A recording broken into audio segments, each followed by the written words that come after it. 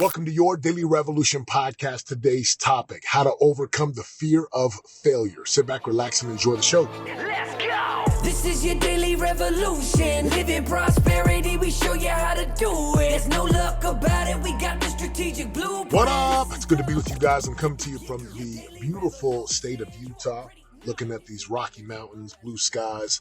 There's actually snow on these mountains, and it is June. It is crazy. All right, let's dive into the podcast. But before I do, I want to say thank you. Thank you for listening. Thank you for sharing this on with someone who needs to hear this. Thank you for taking a screenshot and tagging me. It means a lot to me, right? This movement of prosperity, of winning, of loving life, of being successful and living your greatest life possible is all about you and sharing the message on. So thank you for sharing it, and let's dive in. So, right, I got 3 boys. And they all deal with adversity different. The 2 younger ones are in like sports year round. And my oldest one, he did sports earlier, but now he's like into music and singing and dancing and being on stage. And we've had these conversations about something that will have an incredible or profound impact on them. And that thing is the fear of, you got a failure. Like I coached high school football. I coached all like kids, young kids, older kids. I've worked with professional athletes one-on-one. And one of the biggest blocks, one of the biggest demons or dragons that athletes face, but not just athletes. Sometimes it's a mother. Sometimes it's a father. Sometimes it's a CEO or a business owner. Fear of failure is something that you're going to have to learn how to deal with. And the sad fact is most people don't know how to deal with it. So this fear of failure can infect them and make them sick to the point where they don't perform at the highest levels. And let's be real. There's winners and there's losers. In life, there's winners and losers, flat out. There's winners and losers. And you're going to have to decide, do I want to be a winner who knows how to deal with pressure, who knows how to deal with adversity, who knows how to overcome the fear of failure? Or am I going to be the person who just stays stuck and makes up excuses? Listen, I'm coming from 5 shoulder surgeries. An Achilles surgery just literally 3 years ago from the time I'm shooting this podcast. 3 years ago, I tore my Achilles. I was out. I've run business for, almost 20 years now. 18 years. Been in business 18 years as an entrepreneur, self-employed, employees, team, payroll. I get it. I've coached people who have 6, 7, 8, 9 figures. And this is one of the biggest things that gets in the way of people winning. And that is, how do I deal with the fear of failure? Now, listen to me closely. If you're listening to this podcast, listen up. Really open your ears, open your heart. Once you get this distinction, once you get it and once you see it, it will be like the heavens opening. The weight will come off of your shoulders. You will feel lighter. You will feel faster. You'll feel stronger. Because when you really understand what this, quote, fear of failure is about, it's a big lie. So let's talk about it. First of all, what is fear? Right? There's this acronym FEAR that a lot of people say. Fear stands for forget everything and run. Right? Or false emotions appearing real. Think about the things you're afraid of right now. For my sons, I remember when they were younger, when my sons were younger, they were afraid to go upstairs because they had this fear that there was like a clown up there in their closet. It's kind of silly. I get it. Even we just saw Top Gun with my son for his birthday. And there's a preview of a scary movie. I can already tell, right? If you're an adult, you already know. I look at my boys, close your eyes, close your ears. My 2 youngest ones. And he closes his eyes and covers his ears, but then I could see him opening them, and it was a preview of this movie called Smile, scary movie. And of course, last night we get to our Airbnb, and what does he do? Dad, can I sleep with you, please? My wife looks at me, she's like, no. I'm like, okay, I'll come sleep on your bed. All the boys are sleeping on king-size beds. And he's just afraid. He doesn't want to sleep by himself. Why? Because he's afraid. Because he has a fear. There's a false emotion that appears real. There's this thing that this clown or this monster that he thinks is real. Therefore, it invokes an emotion inside of him. So what are you afraid of? For business owners 2 years ago during the pandemic, a lot of business owners were afraid of going out of business because they saw things shutting down. They saw, so, like even right now, gas prices are skyrocketing. So there's a normal fear.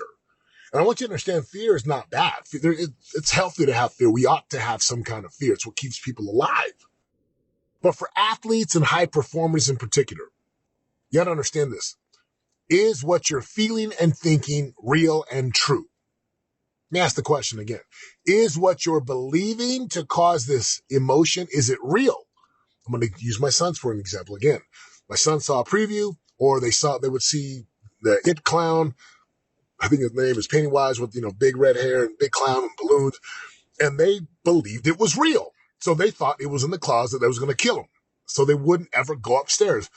But once I asked the question, is that true?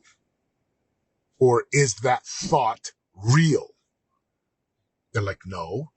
And then I'd ask the other question, when you believe that thought to be true, how do you feel? And they're like, I'm afraid. I don't want to go upstairs. I don't want to do anything. Yeah, because when you believe a thought that's not true, it causes an emotion, which then governs a behavior. And then I asked my sons, if that thought didn't exist, if there was no clown, if you knew there was no clown, and you knew that the clown was just a part of your imagination, then what? And they're like, I just walk in and get my clothes, or I just go sleep by myself. Yeah. But the mind has a way of making up all kinds of stuff. That's just not real. Now let's take this in the realm of athletics. There's a lot of athletes who thrive on pressure. And sometimes, I'm high school, college, all conference, preseason, the whole thing, got to the NFL. I get it. I get this. I really do. For athletes having a fear of failure, you're going to have to question, really question this. Are the thoughts that I'm having true? Are the thoughts that I'm having real? Are the thoughts that I'm having, right? Is it like real and tangible, or am I making them up? Because the real question then is, well, once we know that fear is thought-based, we're afraid of something that usually doesn't exist, or we're afraid of something that we are making up. Once we can establish that baseline of what fear is, then we go to, well, let's talk about the fear of failure. What is failure? And again, just stay with me. There's a thought, right? You have a thought that says failure is what? Fill in the blank. Failure is bad. Failure means what? And when you start to question every thought that you have, this is how the top CEO, this is what mental toughness, this is where athletes really figure it out. Sure, I could sit up here and scream at you and yell at you, but I'd rather just coach you and guide you through how to distinguish and acknowledge the thoughts. Failure is what? And the story that you have about failure is going to either make you or break you. For most people, they are so afraid of failure because they make up a story that failure is bad. That failure means that they're not good enough. That failure means, like, what will these people think of me? Or I didn't show them enough, or I didn't please my family or my parents. For me growing up, I was a big people pleaser. I had to break that when I got into my 30s because I was such a people pleaser that I did so much of what I did to please my parents, to please church leaders, to please my grandparents, to please my coaches. And there's a time and a place for that, and it can be healthy. And then, of course, like anything that's healthy, it can be detrimental. So how do you define failure? And the high performers, the top performers, the champions, the winners, you know how they see failure?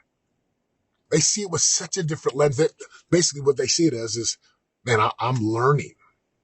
It's like the old Conor McGregor quote. I win or learn. I never lose. I win or learn. And if you lose a game or lose a match or lose something, it's learning. It means, okay, I can get better. And I had the biggest breakthroughs when I really figured out failure. Because you understand, in 2008, 2009, when I lost everything and I, quote, failed, and I failed big, to the tune of selling my Super Bowl ring, losing my homes, losing my cars, losing my office, my computer. I mean, we're talking a lot of things that I got my butt kicked. And if I kept on the perspective of failure is bad, I'm a failure, I'm not good enough, I'll never be good enough, then it would be that way. But I saw failure from the lens of I'm learning and I'm learning how to not do this, and I'm going to get better from this. I'm going to get better. See, that's the difference. Once you understand what failure is, then you know the more that I fail and learn and course correct, the more that I can win. And once I changed my story around failure and looking bad, everything in my world shifted. I didn't care if I failed. You know why? Because I was simply getting better. I was just going to get better. I was going to refine my skills. I was going to toughen and harden my mindset, my heart. I was going to learn the tiniest parts of the game of football or the game of business to the point where if we were failing, I was excited. Why? Because that meant we were in action. We were actually on the court. There's a poem by Theodore Roosevelt called Man in the Arena. Right? You never know what's really going on unless you are in the arena. And until you're in the arena, you're not even going to fail. Most people on the sidelines, most people who play a small life, they never ever play big because they're afraid to fail. But if they understood that failure meant learning, failure meant getting better, failure meant learning what not to do and how to do it better, failure meant I can improve upon this. Once I got that, and once all of my clients and athletes got that, changed everything. So how do you view failure? Can you change your perspective? Are you willing to change it? Because once you have that shift, once you have a paradigm shift, a massive paradigm shift of, oh my gosh, failure is good. And we reframe failure to learning, getting better, learning what not to do, learning how to do it better, learning from the failure and mistakes of other people. This is why being a parent is so fun, right? There's so much that my wife and I have learned. We're trying to teach our boys, but sometimes they've just heard us too many times. And sometimes my boys got to hear from church leaders and football coaches and strength coaches and speed coaches. Even though I'm sharing the same thing with them, they just need to hear from someone else because they've heard my voice so much. So let's talk about really how to make this practical today. Fear. This false evidence appearing real. Fear is just a thought that typically we make up that's not true. We're afraid of stuff that usually will never, ever happen. Once you're like, oh, okay, fear is just a thought. I don't have to actually have that. And I can let fear drive me to get better. And the more that I can let that fear drive me and fuel me to get better, the more I'm going to fail. But the more that I fail, it means I'm actually in the arena. I'm on the court. I'm on the field and I'm learning. You cannot learn unless you get a lot of repetitions and failure. And the best failure is the real deal. It's like, let me go get in the game. Let me practice to get better. Let me practice to refine and hone my craft. And then once I get in the game, my mindset's always the same. Okay, I made a mistake. Cool, shake it off. I'm trying to teach my sons right now, look, the greatest athletes have the shortest memories. Make a mistake, cool. Make a mistake, let me just reflect. Let me get better. But how you practice then becomes how you play. That's why practice is so critical. Practice doesn't make perfect. Practice makes permanent. So whether you're a soccer player, volleyball player, football player, lacrosse, it doesn't matter. You've got to have this thought or this thought process and the mindset of, I only get better, and every step, every rep makes me better. If I fail and make a mistake, I don't care because it means I'm in the arena and I don't want to repeat these mistakes. And if I do repeat them, then I've got to course correct so I can get better in every day, in every way. I get better and I get better and I get better. And once you have this shift about the fear of failure, and once you understand like, oh, to fail means it's good. Like I love that Tom Brady, my former teammate 20 years ago, he's won 7 Super Bowl rings and he's lost 3 times, 2 to the Giants, 1 to the Eagles. Isn't that crazy? It's crazy. He's failed that many times and yet he wins. If you ain't failing, you ain't playing. If you ain't having failure, you're not pushing hard enough. I can tell you right now, if you want to live a life of winning, of championships, of happiness, of growth, of fulfillment, and like living your greatest purpose, challenge the thoughts that you have around fear. Challenge the thoughts that you have around failure. Challenge the paradigm and the perspective that you have so that you, my friend, you can overcome this fear of failure and embrace it. Embrace failures. Last story here, and then we'll close it up. I run a business. And while I run my business, one of the greatest things that I can do in business is to fail. I've got to get up and do the things that allow me to know that I'm on the field or I'm on the court and I'm in the arena.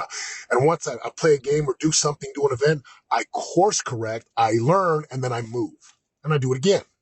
It's the same thing like playing football. get down on my stance, come off, the offensive line beats me.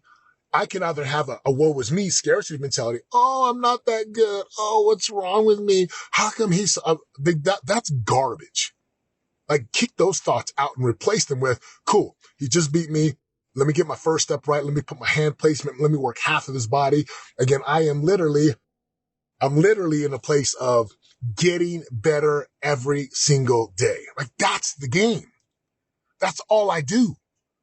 Let me get my hand placement right. And this is why we watch film and football. Can you imagine if we had a baby and our baby was learning how to walk? And as soon as the baby tried to walk and it fell down, we're like, bad you, I can't believe you didn't do it right. And we punished our baby for trying to walk. Now we encourage them. We're like, yeah, good job, good try. It's like when kids shoot football for the first time, shoot a basketball, throw a football for the first time, or hit a volleyball. We're always like, good job. We're so encouraging, but something weird happens as we get older. We think we have to be perfect. And guys, you know what the truth is? You ain't got to be perfect. You just got to be progressing, right? That's why we say progression over perfection. And you just got to get better. And then you got to be consistently progressing and getting better. If you can do that, and you can change the way you see fear, and you can change the way you see failure, it is game freaking over. Because never again will you ever be like, what reason do you have to get down? Like, what reason would you have to be afraid? Like, what am I afraid of? I'm getting better every single day. I'm honing my craft and my skills, my arm placement, my foot, my steps. And again, if we're talking business, right? Shooting videos, writing copy, learning how to close deals, learning how to lead and recruit, being a leader, right? Establishing the core values. Like, this applies not just in sports, but in marriage, in family. Look, every day as a father, I'm telling you right now, I fall short big time. I'm hard on my sons. I do not want my sons to be chumps. Like, and I tell them, hey, we ain't chumps in this family. We champs. Don't be a chump, be a champ. This is what a champ does. We have all these things we talk about inside of our home. I'm challenging you out there right now, whether you're a high school, collegiate, professional athlete, whether you're a CEO, an employee, a team leader, a husband, a father, a mother. It doesn't matter what, like where you're at in your life. Two things: challenge your thoughts around fear. They're usually all made up. They're not even real. So just get rid of that and let it fuel you. Second thing, look at failure different. Oh man, I love failing because it means I'm getting better, and it means I'm on the field. It means I'm in the arena, and then I become unstoppable. All right, my friends, hope this has helped you. If it has, let me know. Go apply these things today. Go win in your life. Shift your perspective, and I appreciate you listening to the podcast. If this has been helpful, let me know. Have a great day, my friends. I'm out. Let's go! This is your daily revolution. Living prosperity, we show you how to do it. There's no luck about it, we got the strategic blueprint. This is your daily revolution. You already know. And if you don't, then check my resume. Turning pressure into possibilities every day. We all can win and live our unique purpose. We change our mindsets and put the work in. This is your daily revolution. Daily revolution. Revolution. Your daily revolution podcast.